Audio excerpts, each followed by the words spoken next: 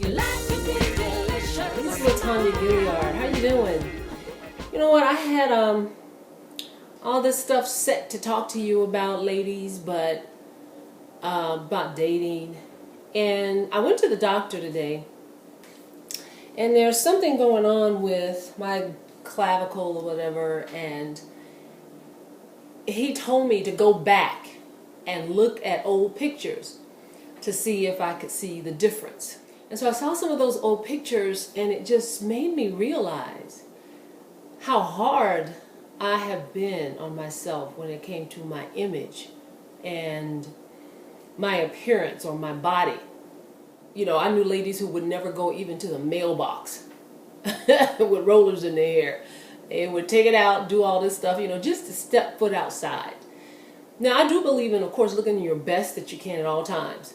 Although I will throw on a nice frump and go out with no makeup or whatever, hey, if it's one of those days. But I did have a time when I really didn't like the way I felt in my body. And I didn't like the way I thought my body looked. Anytime I saw pictures, and there's not a lot of pictures of me back then because I didn't like taking pictures at all. And it's like now I have to. And I guess just in growing and evolving, I have come to learn that all this inner work that I've done on myself, everything that I teach you or talk to you about, it really works. I'm here to tell you, always do your work on yourself when it comes to a standpoint of how you feel and view yourself. Because number one, if you don't feel that good about yourself and how you look and how you appear, it's going to affect everything. Everything.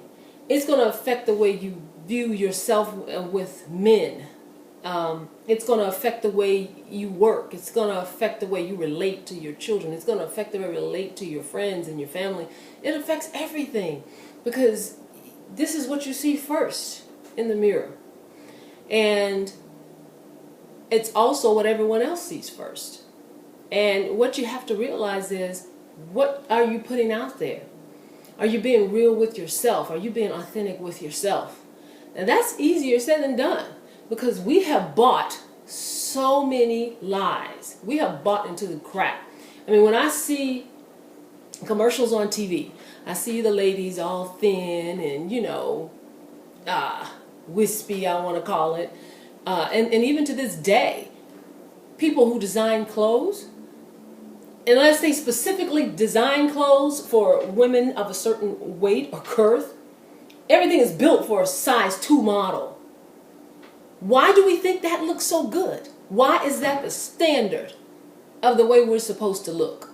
Why do you clothing designers build clothes first and foremost for women that are that size, and anyone else that's even up higher is called plus size? Why is it not the women who are the 14s and the 16s? That's normal size. And as you go down, you're a minus. Why? See, I know it's all the European standard of beauty and the way they think women are supposed to look and what's beautiful, And so now those of us that are not size 6, 7, 8, or 9 even, we go up into the curvy. We're shapely. That doesn't mean that they're size 2s that aren't curvy. They're just little curves. You know what I mean? So everyone, all ladies under the sound of my voice, hear this. Go by your own standard of beauty, which is not what you see in the magazines, not what you see at school, not what a man tells you he wants you to look like, okay? It's by what you feel, and it's by healthy, okay? So I know in the African American community, there's fat, P-H-A-T, thick, healthy. Yeah, I know. A lot of our men like women with some meat on the bones. That's what they say. And you know what? That's good. That's good. Because every culture is different. There's a lot of men who, even in our own culture, that don't feel that way. You gotta be athletic, fit, in shape, thin, shapely. Here's the thing. Everybody's got their own preferences for a body type. If you don't fit into someone else's body type, so be it. Stop making yourself try to fit into somebody else's preference, okay? If you feel good about yourself, if you feel like, hey, I like my little fluffy hips, you know, I might want to work on my little gut, you know, get rid of that, but I want to keep my thighs, I want to keep my behind, I want to keep, you know, feel good about yourself. Begin to own it so that you can teach the younger girls how to own what they have. I have seen way too many girls starving themselves, teenagers, just to fit into something that their mothers have crammed into them about, you know, you have to be thin, you know, you have to be this, you have to, look, if your child is athletic, she's probably already going to be thin, or she might be a track star that's got thick thighs and behind but can fly. You have to let people be themselves, and you can do that when you let yourself be yourself.